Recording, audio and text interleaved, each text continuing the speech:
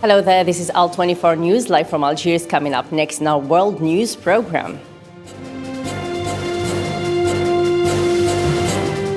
Commercial airlines around the world cancelled more than 4,500 flights over Christmas weekend as an increasing wave of Omicron variant cases created greater uncertainty and misery for holiday travelers. Plus,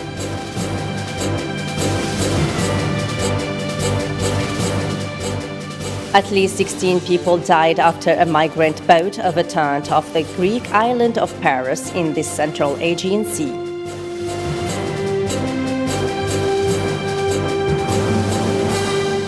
Also coming up, Yahya Jammeh, ex-president of Gambia, found guilty of a series of different crimes, including murdering civilians, torture and rape.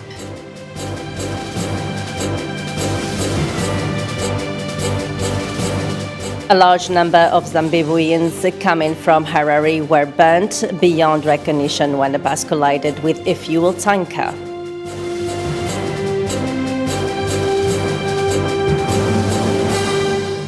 And Iran's Parliamentary Islamic Revolutionary Guard Corps has fired 16 surface-to-surface missiles at the close of 5 days of military drills.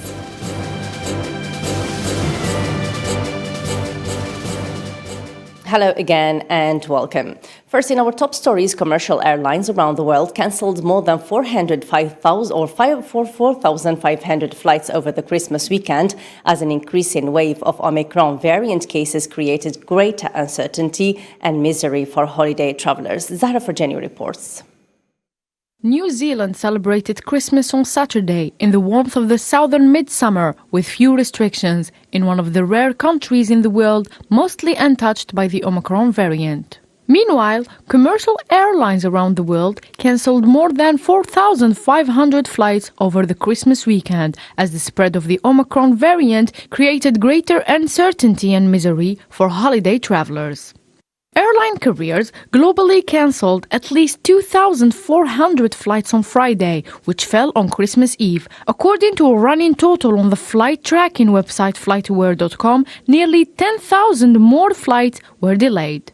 The website showed that 1,779 Christmas Day flights were called off worldwide, along with 402 more that had been scheduled for Sunday. FlightAware data showed that the commercial air traffic within the United States and into or out of the country accounted for more than a quarter of all the cancelled flights over the weekend. Among the first U.S. carriers to report a wave of holiday weekend cancellations were United Airlines and Delta Airlines, which revoked nearly 280 flights combined on Friday alone, citing personnel shortage amid the surge of the COVID-19 infections. The coronavirus cases have surged in the United States in recent days due to the highly transmissible variant Omicron. New York reported more than 44,000 newly confirmed infections on Friday alone, crossing the state's daily record. The United Kingdom and France reported record numbers of new COVID-19 infections on Friday as the spreading Omicron variant forced global airline carriers to cancel thousands of flights. The surging coronavirus put a damper on Christmas Eve for a second year, forcing churches to cancel or scale back services and disrupting travel plans and family gatherings. Officials in the northwestern Chinese city of Xi'an are facing punishment after a COVID-19 outbreak led to the lockdown of its 13 million residents as the number of new cases declined. All domestic flights out of Xi'an and most trains originating from the city scheduled for Friday were cancelled. After Super Typhoon Rai caused havoc on the archipelago, killing over 400 people and displacing hundreds of thousands, survivors clung to family and faith after their homes and planned celebrations were destroyed.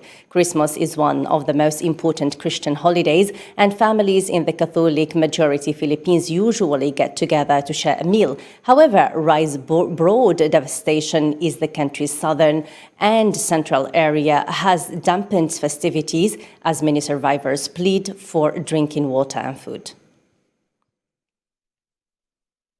At least 16 people died after a migrant boat overturned off the Greek island of Paris in the central Aegean Sea. Athens news agency said the Coast Guard found 16 bodies, including those of 3 women and a baby. 63 other migrants were rescued. According to the Coast Guard, 80 people were believed to have been on the boat, which was believed to have been headed from Italy to Turkey. UN Secretary-General Antonio Guterres welcomed on Friday the de-escalation gestures of the Ethiopian government of the Tigrayan forces in northern Ethiopia. The Secretary-General welcomed the Ethiopian government's announcement on Thursday that its forces will pause at its current position, as well as the Tigrayan forces' message that they had withdrawn from the Afar and Amhara regions back into Tigray. Guterres also called on the international community to play a constructive role in supporting an end to the fighting in northern Ethiopia, which broke out in Tigray in November 2020 before spilling over to neighboring Afar and Amhara regions.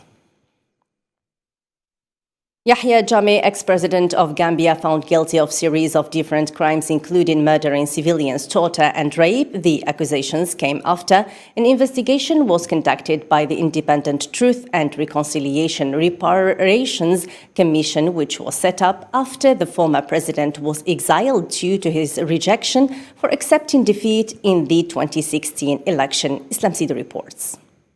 A Gambian Truth and Reconciliation Commission reported on Friday that ex-president Yahya Jammeh was responsible for a series of killings, torture and rapes during his 22-year rule over the small country in West Africa. The Independent Truth, Reconciliation and Reparations Commission was established when Jammeh left Gambia for exile in Equatorial Guinea after rejecting to admit defeat in 2016 election. The Commission's report, which follows a 3-year investigation into the crimes of the Jammeh period based on an evidence from many witnesses. It was made public on Friday after it was given to the President Adama Barrow earlier this month. The Commission said that those responsible for those crimes be charged. Neither Jammeh nor his spokesman could be reached for comment.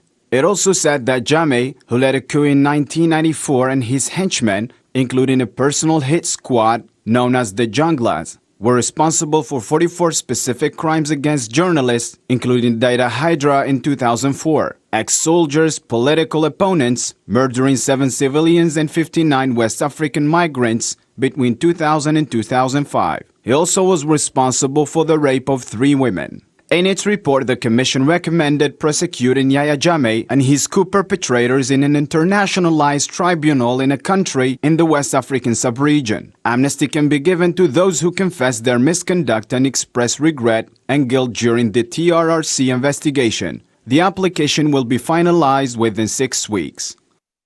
Western powers said they would continue to recognize Libya's temporary government after its presidential election was delayed, but called for a new polling date to be quickly set.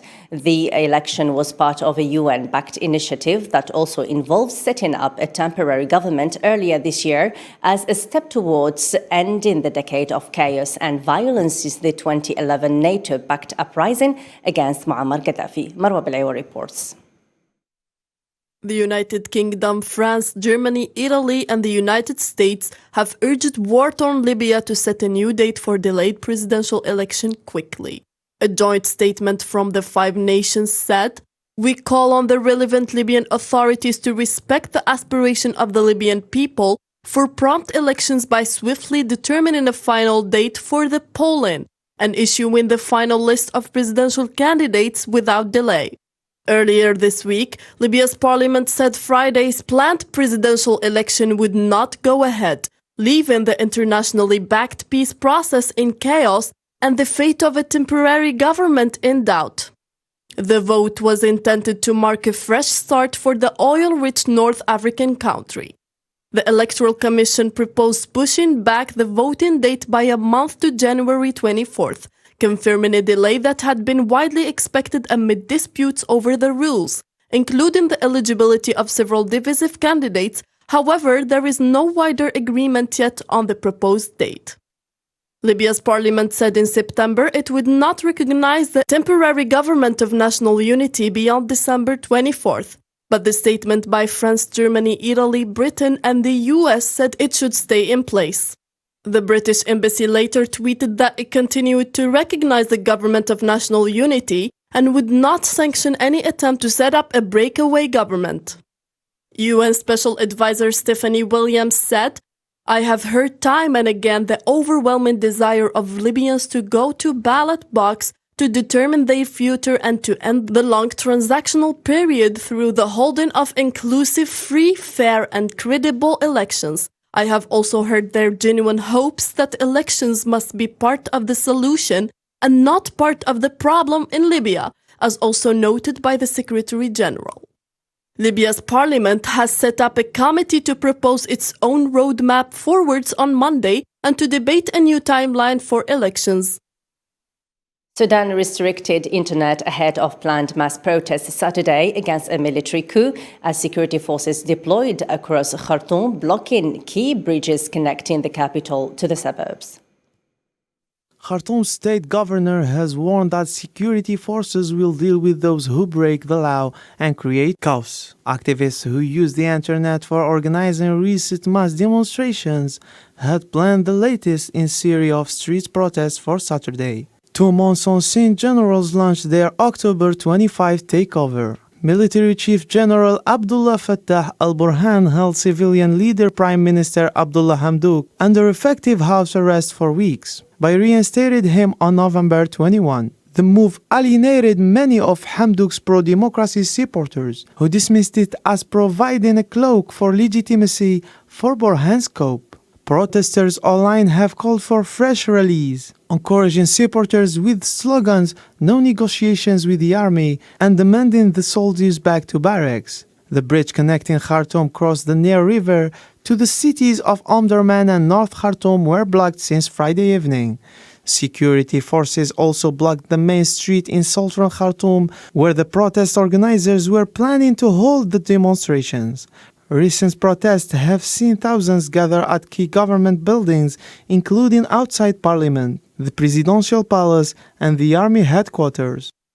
Many Nigerians will spend their holidays in harsh conditions as prices continue to rise, an economic situation caused by decades of insecurity in one of the richest countries in the African continent. More with Nabil Khazini. Despite an indication of a healthy economy for the past 20 years, Nigeria remains at the headquarters of poverty in the world. 87 million Nigerians live in extreme poverty, which makes 41%, almost half of the population, living in poor conditions. An individual is considered poor in Nigeria when their earnings are less than 137,000 naira a year, which equals to $361. We have 10:1 of the increase in price. During the festive season, Nigerians are battling with the prospect of a bleak Christmas and New Year season, as the rise in prices of food items and transport fares worsened across the country. The average fare paid by commuters for journeys by motorcycle per drop stood at 500 naira during this period. This represents a 58% increase compared with the prices in November. One of the several factors that led to the rich Nigeria to be in a hard economic situation is security. Nigeria has been battling with security challenges for over a decade, leading to the deaths of tens of thousands of people. Nigeria's President Muhammadu Buhari said that he believes that without addressing the problem of security, the country's economy cannot grow.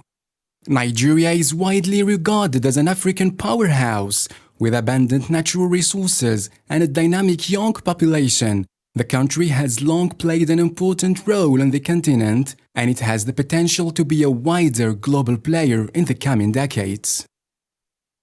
And now, a large number of Zimbabweans coming from Harare were burnt beyond recognition when a bus collided with a fuel tanker while the bus driver was trying to avoid a pedestrian who was drunk, thereby in the country's Manicaland province. Some people have died and some were left with serious injuries. People were burnt beyond recognition. Only 7 out of dozens of passengers were pulled out of the inferno with serious burns. Opposition parties in Colombia have raised their voices Wednesday against the security bill passed Tuesday by the Senate because it will claims to guarantee citizen security. It violates the constitution, criminalizes social protest, and hands out licenses to kill. The bill is now up to President Ivan Duque for enactment.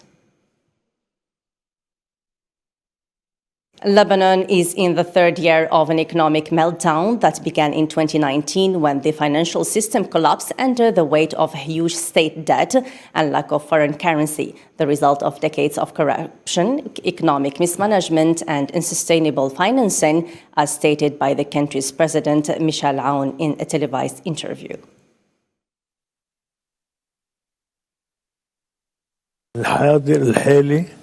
Lebanon had reached this point as a result of misdeeds, theft, corruption, and failures by the system. A much-needed intellectual and practical change would surely be implemented to correct it. Lebanon needs 6 to 7 years to emerge from the crisis it is currently in.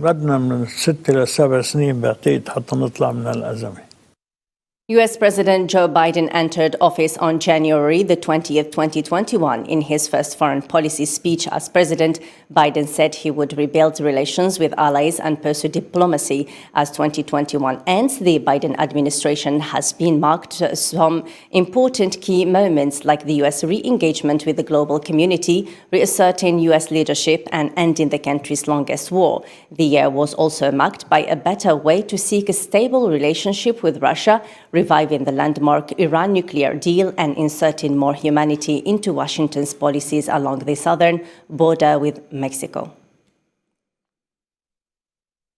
Iran's paramilitary Islamic Revolutionary Guard Corps has fired 16 surface-to-surface missiles as the close of 5 days of military drills. An Iranian military chief said that the military exercises were a response to massive but pointless threats from the Zionists.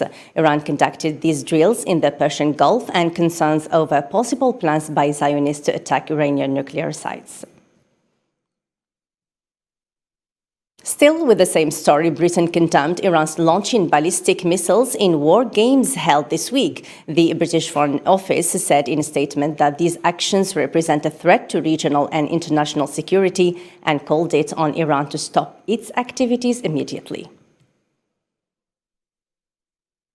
A satellite of a private U.S. company has captured images that reveal Russia has continued to reinforce its forces in Crimea and near Ukraine in recent weeks, as it continues to pressure the United States to talk about its security guarantees. Russian President Vladimir Putin holds an annual press conference during which he talks about the most pressing issues on Russia's domestic and foreign agenda, including coronavirus, Omicron mutant, country's economy, and about the political and military crisis that is shaking the European security balance stemming from the Cold War. Hossein Berkan reports.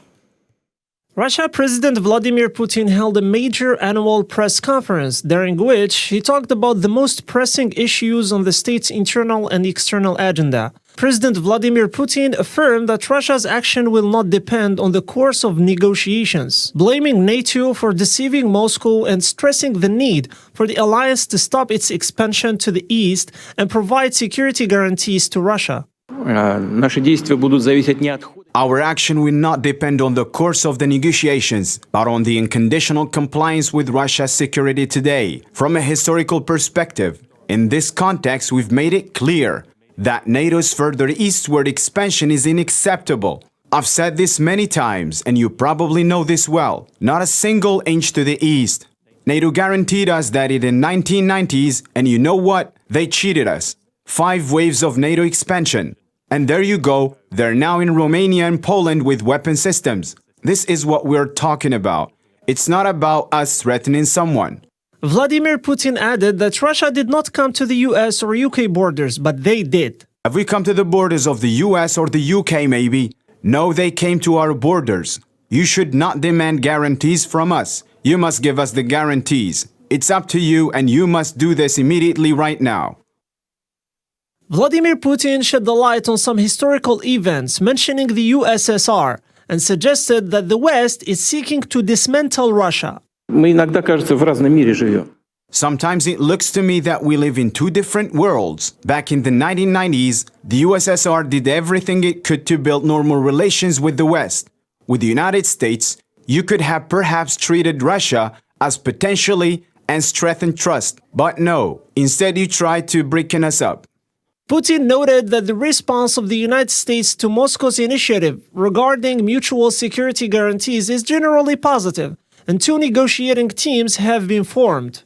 For its part, White House Press Secretary Jen Psaki responded saying that NATO is a defensive alliance and not an aggressive alliance, and that the US is working toward diplomatic talks with Russia. NATO is a defensive alliance. It's not an aggressive alliance. There is no evidence to the contrary, to suggest anything to the contrary from the United States or NATO members.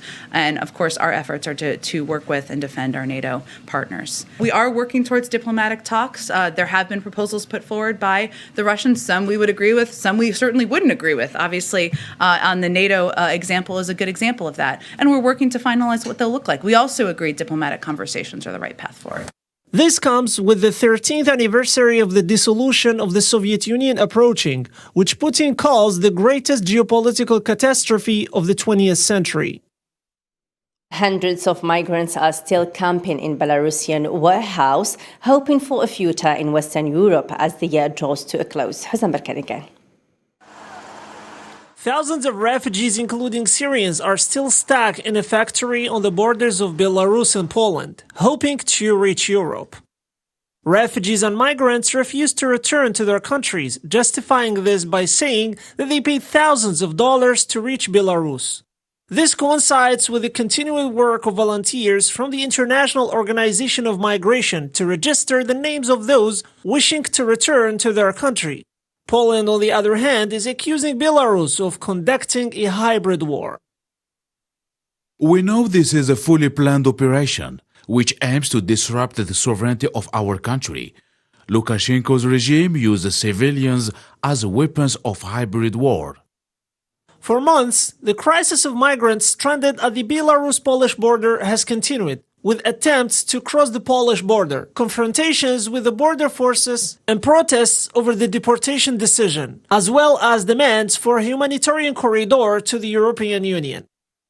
A Moscow court fined Google approximately $100 million on Friday and said Facebook's parent company did not remove content prohibited by local law because Russia was trying to increase pressure on technology giants in addition to Meta, which is $27 million. Islam Sida reports.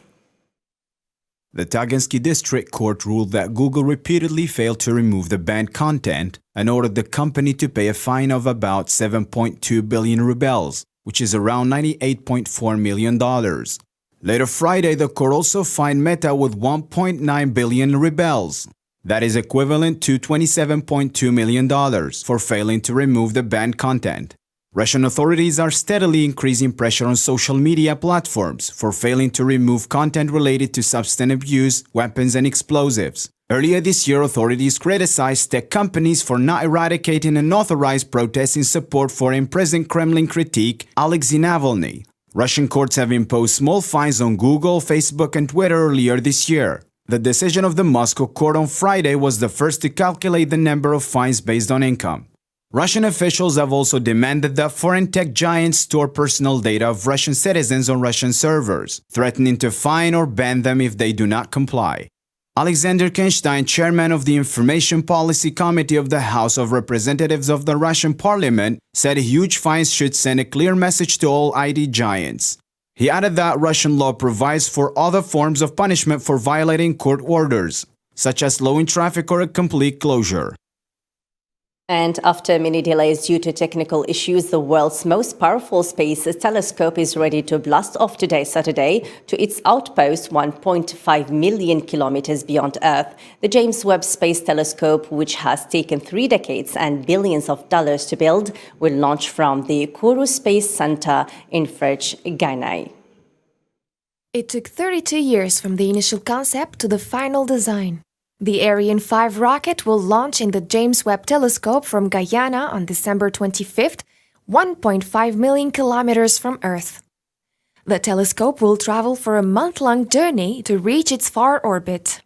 The world's most powerful space telescope is expected to return with new information that will help scientists in their understanding of the universe's origins and Earth-like planets beyond our solar system.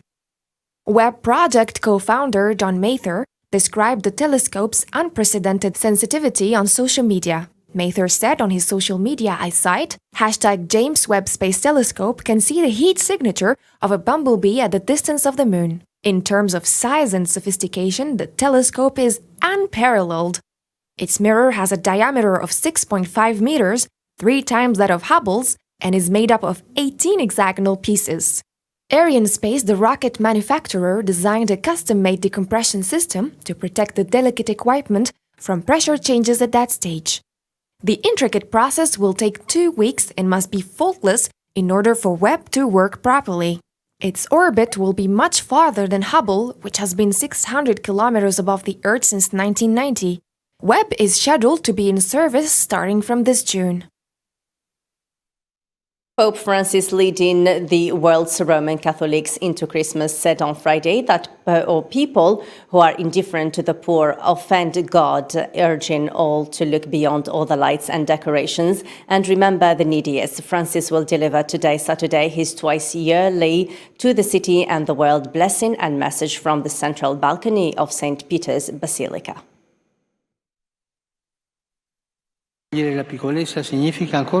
Brothers and sisters standing before the crib, we contemplate what is central. Beyond all the lights and decorations, which are beautiful, we contemplate the child. It is in them that he wants to be honored.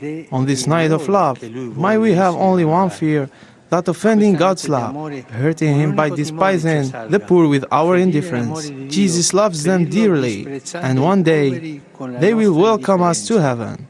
Who has found the heaven below will fail of it above. Let us not lose sight of heaven. Let us care of Jesus now, cherishing him in the needy, because in them he makes himself known. On the day of life, let us repeat, no more deaths in the workplace, and let us commit ourselves to ensuring this. And finally, 2021 was another year of lockdown and restrictions, which meant less on-site entertainment and more TV and online occupations. Producers faced challenges to adhere to COVID protocols, but managed to bring the best. Let's follow this report. As the year is about to end and the holiday season is here, let's see a list of the best movies and TV shows of the year. Starting with TV shows, Friends: The Reunion reunited together once again on screen after 17 years. Many of us were desperate because of the pandemic and hoped for a bit of comforting nostalgia, so the Friends reunion did not disappoint, despite taking a long time to arrive. Everybody, that's another thing that you don't. Seeing all 6 stars on the original set, as well as their table reads of classic episodes, gave us goosebumps. That's a lot of information to get in 30 seconds.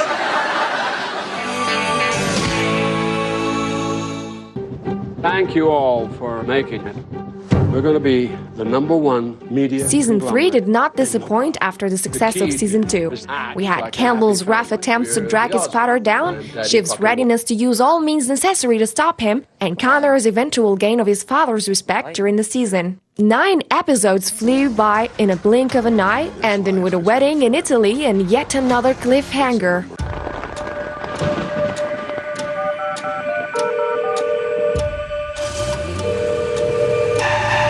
The show, which explores South Korea's socio-economic disparities, smashed Netflix viewing numbers. Squid Game kept viewers interested and will eventually return for another season.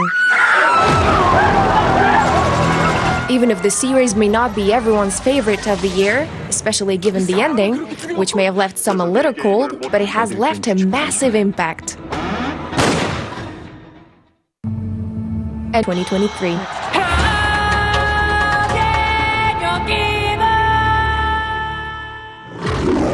Daniel Craig crafted the riskiest, craziest, most character-driven James Bond film.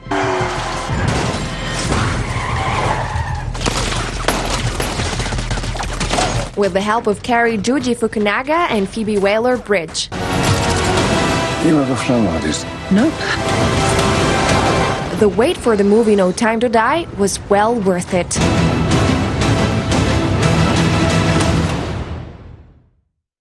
That's all for me and the rest of the team. I shall meet you again for our World News edition at 6 p.m. Thanks for watching. Bye for now.